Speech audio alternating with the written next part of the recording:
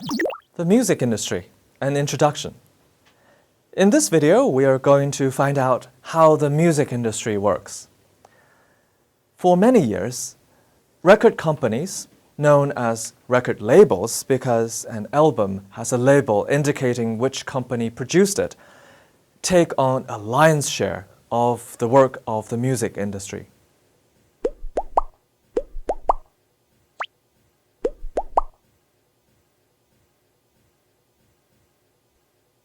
They sign, develop, record, promote, publicize, and sell music. Of course, all those things happen before the album gets into the store. They control the market and how their music was promoted to listeners.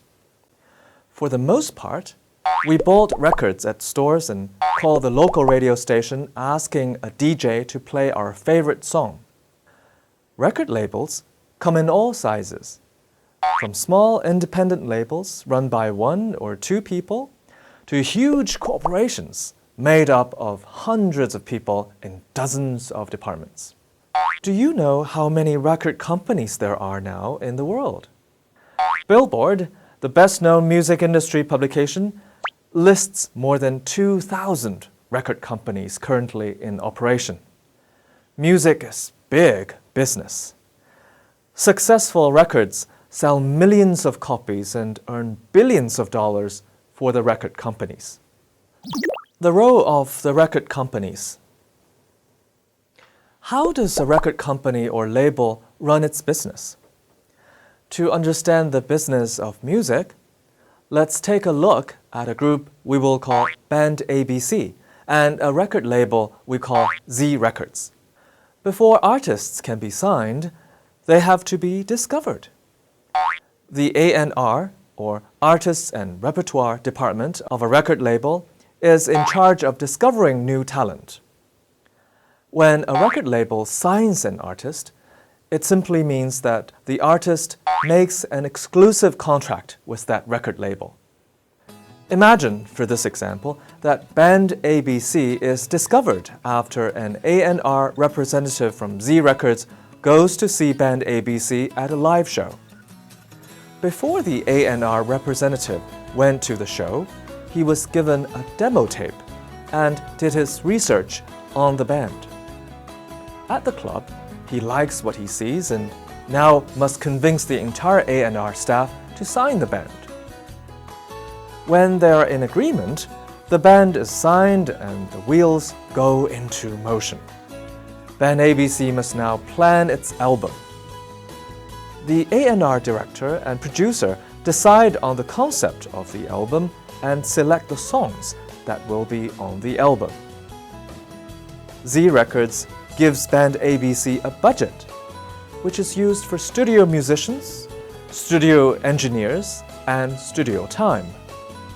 The A&R executive then coordinates a time for the band to begin recording the album. As this is going on, the other departments of the record company are in full swing. A budget is allotted for advertising, art, publicity, and promotion. As graphic artists, designers, and copywriters begin their work, the A&R department, as well as publicity, marketing, and sales, decide on a release date for the album. The artist development department, along with other departments, plan the live performances, promotional tour, and radio and TV appearances. The record company must make sure that there is promotion for Band ABC on the national, regional, and local level, depending on how much money the label is willing to spend. Near the time that the album will be released, the label's departments are working hard to secure press coverage and exposure for the band. All the machine's parts are working together to make sure that Band ABC's album will sell many copies, ensuring the success of everyone involved, from the artist to the radio stations to the CD stores. As you can tell, the music business is not just parties and hanging out with rock stars. A record label must do a great deal of work to discover, sign, produce, promote, distribute, and sell an album. The role of the radio stations. How do radio stations play their role in the music industry? While record companies represent a huge part of the music industry, the other huge part consists of radio stations. Record labels and radio stations must work together to succeed. Record labels must get radio stations to play the music of the artists they represent, and radio stations need a consistent flow of new material for their listeners. While record companies make their money by selling albums, radio stations make money by broadcasting advertisements. Radio stations need an audience of listeners so that advertisers will buy airtime. If record labels can deliver radio stations music that will get listeners, stations can sell airtime. In this way, everyone gets what they want. The world of music over the last 2 decades has greatly changed. Beyond just the format in which it is recorded on, from vinyl to 8-track, from cassettes to CDs, and now digital downloads, the music industry as a whole has evolved into something beyond just the concept of selling a song. The digital music. The introduction of digital music technology and peer-to-peer file sharing in 1999 changed the nature of the music industry.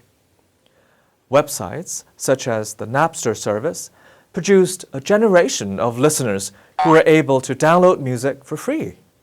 Then streaming services basically continue the practice.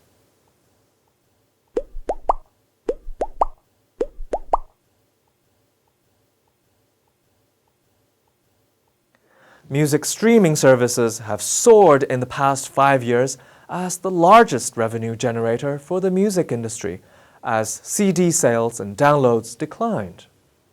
In 2011, music streaming services accounted for $650 million in revenue.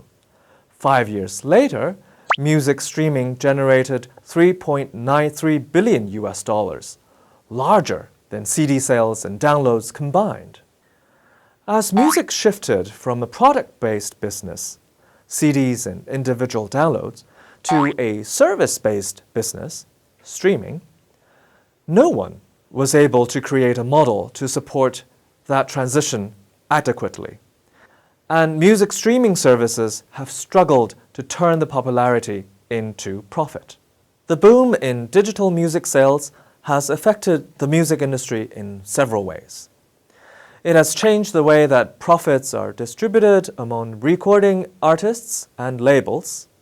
It has caused a massive decline in CD sales, and it has prompted industry executives to seek profits elsewhere, for example, through licensing fees. The internet has worked wonders for smaller indie labels that take advantage of blogging, social networking sites, and video websites as a means to promote their music. Artists can promote and distribute their own music directly to fans. Besides, some musicians have begun to focus their efforts on brand building, using their music, in effect, as a form of advertising to sell products and services for companies. Megastars like Beyoncé and Lady Gaga and Michael Jackson before them have always done this, pushing everything from soft drinks to clothing to fragrances. Obviously, playing concerts is another way to boost the bottom line, but except for a few megastars, most musicians are neither able to draw big audiences nor command the type of prices that make touring worthwhile.